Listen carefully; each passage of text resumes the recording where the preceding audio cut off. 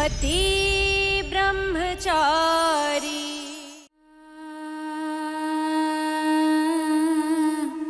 कुछ पता नहीं चला, दादा भाई के खिलाफ कोई मुंह खोलने को तैयार ही नहीं। फांसी चढ़ा दो, लेकिन दादा भाई के खिलाफ बोलने का पाप हम नहीं लेंगे अपने सर। जाइए यहाँ से। यही मौका है ईशा, खुद को साबित करो और ढूंढो दादा भाई को।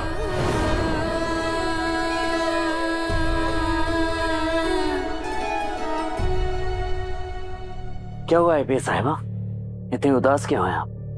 सूरज, जब मुझे दादा भाई का केस मिला था तो मुझे खुद पर गर्व हुआ था कि 24 घंटे के अंदर मैं उसे अंदर कर ही दूंगी। पर सूरज, 24 घंटे में मैं एक एविडेंस तो क्या, ये भी नहीं पता कर पाई कि उसकी असली पहचान क्या है। सूरज, तुम्हारे पास कोई क्लू है?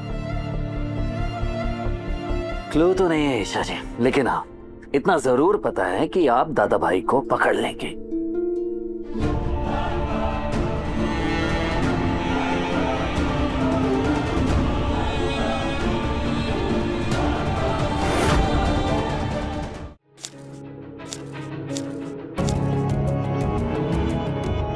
पकड़ो 2000। लेकिन भाभी, इस महीने के तो 5000 हुए हैं। लूटने के लिए हम ही मिले हैं क्या? बस इतना ही मिलेगा। पता है ना हम किसके रिश्तेदार हैं? मगर भाभी, सोच ले, दादा भाई से काम पड़ा तो कैसे काम निकलेगा तेरा? ये लीजिए, अब हो गया हिसाब पूरा आपका। अरे रख लीजिए, ये दुकान मेरी है, दादा भाई की नहीं। यहाँ पर किसी का हक नहीं मारा जाता। रख लीजिए, लीजिए। शुक्रिया।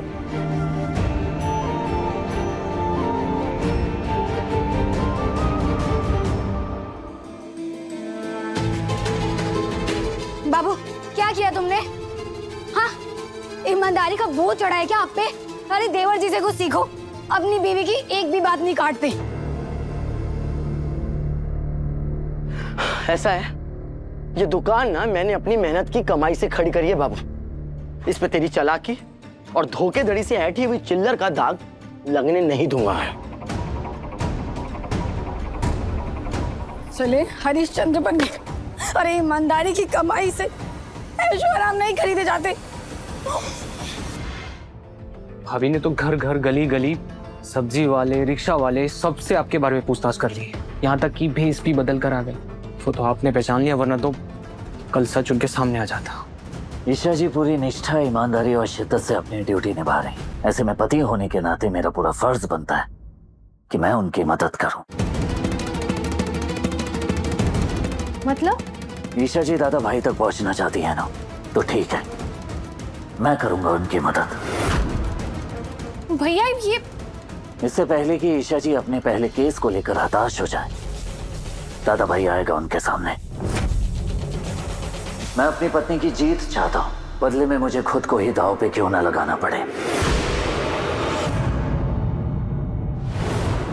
सॉरी सर, अब तक कोई लीड हाथ नहीं लगी। अब नो लीड सर, और 24 घंटे भी वेस्ट। सर, बस हमें थोड़ा सा टाइम और चाहिए। हम दादा भाई तक पहुंच जाएंगे। 24 आवर्स हो गए तुम्हें, एक सुराग इकट्ठा नहीं कर पाए। और टाइम किस भी आप पर दूं तुम्हें ईशा? सर, अब मुझे समझ में आया कि दादा भाई ने मुझे ईशा का नाम लेकर क्यों धमकाया था।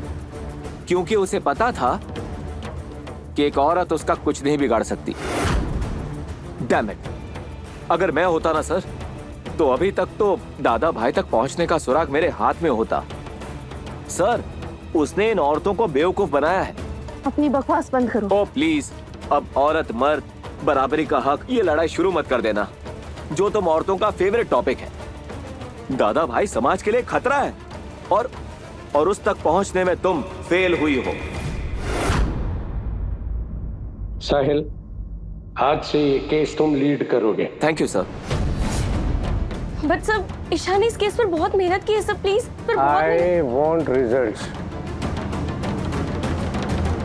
आप लोग जा सकते हैं। ईशा, फाइल साहिल को दो।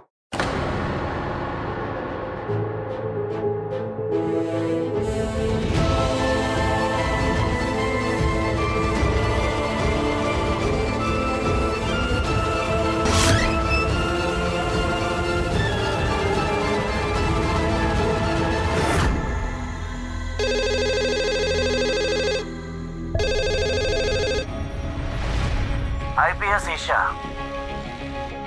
मैं दादा भाई बोल रहा हूँ। पता चला कि आप मुझसे मिलना चाहती हैं, तो ठीक है, दादा भाई आपसे मिलने के लिए तैयार है।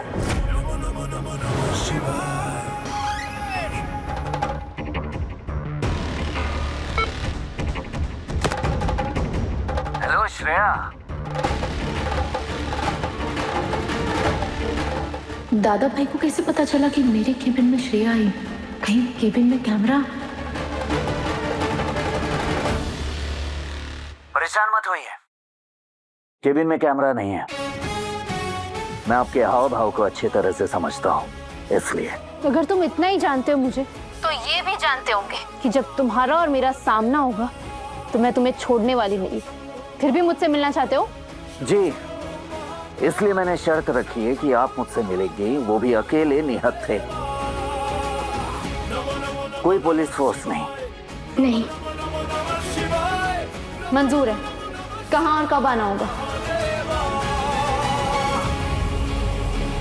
आपके मोहल्ले में जो मंदिर है वहां।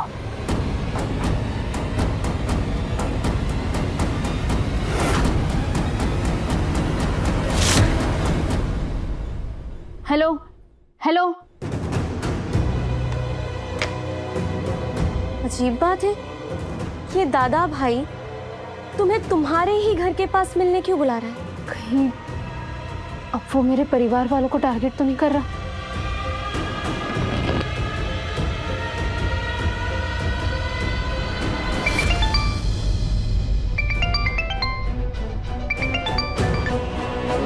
जी ईशा जी। सूरज, तुम्हें पता है मुझे दादा भाई का कॉल आया था। तुम ठीक हो ना? घर पे सब ठीक है? सब घर पे ही हो ना? अरे हाँ ईशा जी, आप परेशान मत होइए, यहाँ पे सब ठीक है, मैं हूं ना। दादा भाई कुछ नहीं कर पाएगा।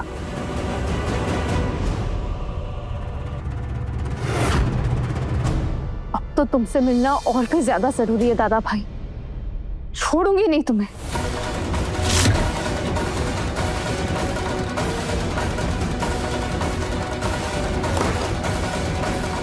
ईशा, दादा भाई से अकेले मिलने में बहुत खतरा है, मैं भी तुम्हारे साथ चलूंगी। नहीं श्रेया, उसने मुझे अकेले मिलने को कहा है, तो मैं उससे अकेले ही मिलूंगी। पर तुम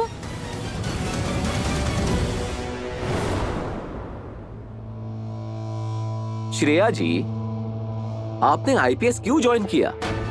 खुद कोई बड़ा केस हैंडल करने के लिए या फिर अपनी फ्रेंड की हेल्प करने के लिए? एक सोर्स से मिलने जा रहा हूं जो मुझे दादा भाई की टिप देने वाला है। कमिश्नर सर चाहते हैं कि मैं आपको अपने साथ ले चलूं। आई होप ईशा जी अकेली स्टेशन संभाल लेगी।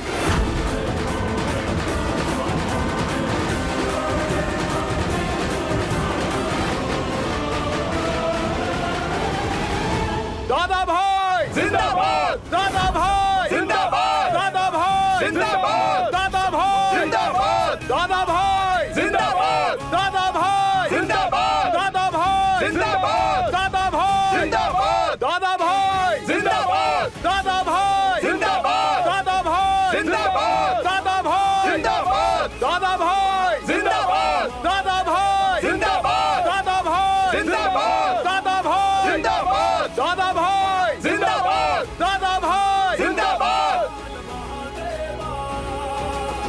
नमो नमो नमो नमः शिवाय, नमो नमो नमो नमः शिवाय, नमो नमो नमो नमः शिवाय महादेवा। हे भगवान, जैसे आपके त्रिशूल की नोक पर पूरी दुनिया टिकी है, ठीक उसी तरह मेरा और ईशा जी का रिश्ता विश्वास पर टिका है। इतने सारे उतार चढ़ाव के बाद आज हम दोबारा मिले। अगर मैं ईशा जी के सामने जाऊंगा तो हमारा रिश्ता टूट जाएगा। भगवान, आज मैं दादा भाई से मिलने वाली हूँ। अगर आज मैंने उसे पकड़ लिया ना, तो मेरे और सूरज का रिश्ता और भी गहरा हो जाएगा। सूरज मुझ पर गर्व करेगा कि दादा भाई को उसकी पत्नी ने पकड़ा है। एक तरफ मुझे आपके आईपीएस होने पर गर्व है ईशा जी, साथ ही साथ आपसे डर भी लग रहा है। हे भगवान, मुझे इतनी हिम्मत देना कि मैं इस जगह का सामना कर पाऊं और अपने हालात उन्हें समझा पाऊं और ईशा जी मुझे समझे। आज ये हथकड़ी उस दादा भाई के हाथ में होगी और उसी के इलाके से उसे घसीटते हुए मैं लॉकअप में पहुंचाऊंगी।